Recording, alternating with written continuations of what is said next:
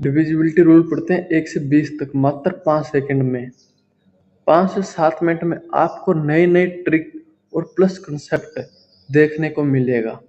तो पहले लाइक और सब्सक्राइब कर दीजिए ताकि आगे क्लास में कोई भी डिस्टर्बेंस ना हो। लाइक और शेयर कर दीजिए, ठीक है।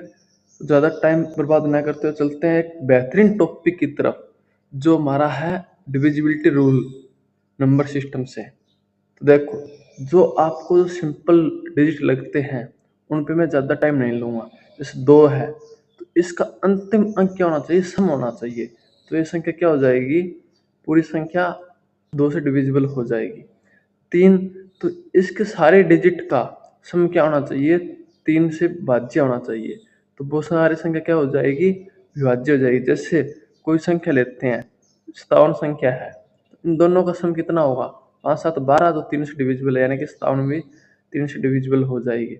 अगर 4 से देखना है तो किसी संख्या के अंतिम 2 अंक, संख्या के अंतिम 2 अंक 4 से विभाजित है। जैसे मैं एक संख्या लेता हूँ 6 7 5 4 3 2, तो 32 देखना है। 32 अगर 4 से विभाजित है तो पूरी संख्या क्या हो जाएगी? 4 से विभाजित हो जाएगी। 5 का आपको पता होगा कि किसी संख्या के एंड में 5 या फिर 0 होगा तो 5 से विभाजित होगी, ठीक है। इसी प्रकार आगे चलते हैं। कोई संख्या अगर हमें देखना है कि 6 से विभाजित है या नहीं, तो वो 2 और 3 दोनों से क्या होनी चाहिए? विभाजित होने चाहिए। तो वो संख्या 6 से विभाजित होगी। अगर किसी संख्या को देखना है कि वो 8 से विभाजित है या नहीं, तो उसको लास्ट के 3 डिजिट क्या होना चाहिए? 8 से विभाजित होना चाहिए। जैसे 512 हो गया, फिर इसके आगे कोई भी नंबर हो, ये डिविजिबल हो जाएगा। अगर कोई संख्या 9 से विभाज्य है या नहीं, ये देखना है, तो सभी अंकों का योग 9 से भाज्य होना चाहिए। जैसे एक संख्या लेता हूं मैं 117, तो ये 9 से विभाज्य है नहीं, तो 7 2 9, तो 9 से विभाज्य है 117। इसी प्रकार आगे चलते हैं, थोड़ा प्राइम नंबर देखते हैं, बढ़िया वाले क्वेश्चन बनते हैं प्राइम नंबर पे। ये देखो, डिविजिबिलिटी ऑफ प्राइम नंबर्स थोड़ा अलग टाइप है। प्राइम नंबर जिसके फैक्टर 2 ही फैक्टर हो, जैसे 7 है, 11 है, इनका डिविजिबिलिटी रूल आज से पहले आपने इस टाइप का कभी नहीं देखा होगा। देखिए, इस प्रकार की एक संख्या दी हुई हो हमें, तो इसका इकाई अंक को किसी ए से गुणा करते हैं, जो ए क्या यहाँ पर मल्टीप्लाई फैक्टर है, जो अलग अलग है। 7 के लिए, 11 के लिए, 13 के लिए, 17 के लिए, सबके लिए क्या होगा? अलग अलग होगा। इसको इस संख्या में से, बची हुई संख्या में से क्या करेंगे? माइनस करेंगे, और जो उत्तर आएगा, अगर ये 7 11 13 सबसे डिविजिबल है तो वो संख्या क्या हो जाएगी? पूरी संख्या डिविजिबल हो जाएगी, वरना नहीं होगी, ठीक है। चलते हैं मेन मल्टीपल फैक्टर क्या है वो देखते हैं।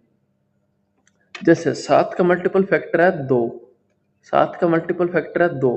कोई संख्या है, जैसे मैं ले लेता हूँ 147, मैंने संख्या ली है। इसको चेक करना है कि 7 से है या नहीं, तो इस लास्ट डिजिट को किससे गुणा करते हैं? 2 से, और इसमें से माइनस कर देंगे। तो 7 दूनी 14 माइनस 14, तो ये हो जाएगी 0। तो 7 से डिविजिबल है। इसी प्रकार जैसे 1001 संख्या लेता हूँ मैं, इसका मल्टीप्लाई 11 का मल्टीप्लाई फैक्टर क्या है? 1। तो इसको 1 से गुणा करूंगा और -100 में से कर दूंगा, तो 99 बच गया, तो 11 से डिविजिबल है। 1001 को 13 से और देखता हूँ मैं, तो इसका मल्टीप्लाई फैक्टर क्या होगा? 9। तो इसको 9 से गुणा करूंगा मैं, लास्ट में 9 से गुणा करूंगा, इसमें से माइनस करूंगा रिमेनिंग में से, तो बच गया कितना? 91। तो 13 7 91 होता है, ठीक है। 17 का मल्टीप्लाइंग फैक्टर क्या होगा? 5 है। 5 मल्टीप्लाइंग फैक्टर होगा और बाकी में से माइनस हो जाएगा। देखते हैं, जैसे 101 है, इसको लास्ट को 5 से गुणा करता हूँ और इसमें से घटा देता हूँ, तो बच गया 95, जो कि 17 के पाड़े में नहीं आता, 17 के टेबल में 95 नहीं आता, तो डिविजिबल नहीं है। 101 इससे डिविजिबल नहीं है, बाकी इन तीनों से डिविजिबल है 1001, ठीक है। अब इसका थोड़ा कंसेप्ट सीखते हैं। कॉन्सेप्ट से पहले थोड़ा ये और देख लो कि अगर कोई संख्या है, जैसे अगर कोई संख्या है तो आपको कह दे 13 से डिविजिबल है या नहीं, तो इसका एक और तरीका है फाइंड आउट करने का। इसके लास्ट डिजिट को 4 से गुणा करो और बाकी में से जोड़ दो।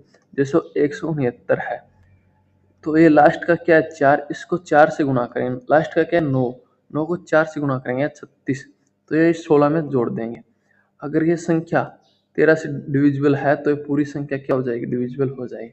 इसी प्रकार मैंने एक एग्जाम्पल लिया है, ये एग्जाम्पल है। तो इसमें लास्ट डिजिट क्या का है, इसको 4 से क्या करेंगे गुणा और इसमें से जोड़ देंगे।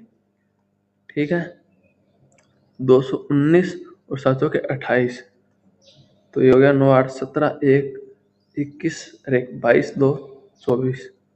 इसको फिर आगे करके देख लेते हैं, जब तक हमें से नहीं लगे कि शॉर्ट हो गया। तो 28 और ये हो जाएगा 24। इन दोनों का ऐड किया मैंने, इन दोनों को ऐड करेंगे तो 2 और 5 52 क्या है, 13 से डिविजिबल है, यानी कि संख्या 13 से डिविजिबल है। इसी प्रकार 19 का भी होता है, इसका मल्टीप्लाई 2 होता है और ऐड रिमेनिंग बच्चे हुए में क्या करना है, इसको जमा करना है। जैसे 19 खुद का ही देख लो, जैसे 9 है खुद का ही देख लो, तो इसका मल्टीप्लाइंग फैक्टर क्या किया, 2 से गुणा करना है, तो 9 दूनी 18 और प्लस 1 यानी कि 19 खुद का डिविजिबल हो गया। ये होता क्यों है, ये होता, चलो इसका थोड़ा कॉन्सेप्ट बताता हूँ मैं आपको। ये होता है ऑसिलेशन रूल के कारण। किसके कारण होता है ये, ऑसिलेशन रूल के कारण। वो क्या होता है, अब देखो 7 का एक मल्टीपल है 21, जिसको मैं लिख सकता हूँ 2 गुणा 10 और प्लस 1। इसी चीज से बना था वो मल्टीपल। ये 2 इसका मल्टीप्लाइंग फैक्टर बनता है, क्योंकि 10 के करीब लेनी है हमें कोई संख्या, और ये प्लस है, यहाँ पे अगर प्लस है तो वहाँ माइनस लेना है बस। तो जैसे 11 का मैंने निकाला था, तो इसका क्या कह सकते हैं, 1 गुणा 10 और प्लस 1, तो इसका मल्टीप्लाइंग फैक्टर क्या हो गया, 1 हो गया। 13 का देखो, हमें 0 के पास वाला मल्टीपल लेना है इसका, तो 13 तिया 39 जो कि 40 के करीब है, और इसका लिया था 91 जो कि 90 के करीब है, यानी कि 0 के। तो इसको लिख सकते हैं 4 इंटू 10 और माइनस 1, और इसको लिख सकते हैं 9 गुणा 10 और प्लस 1।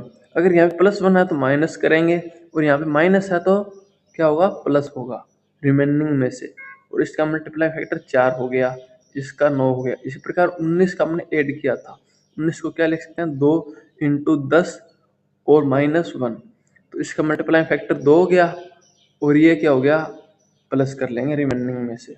इस प्रकार निकलते हैं हमारे मल्टीपल फैक्टर्स। ठीक है, तो उम्मीद है कि आपको समझ आया होगा, और आपको अगर ये कंसेप्ट समझ आया तो आप हमारे चैनल को सब्सक्राइब कर सकते हैं। थैंक्स।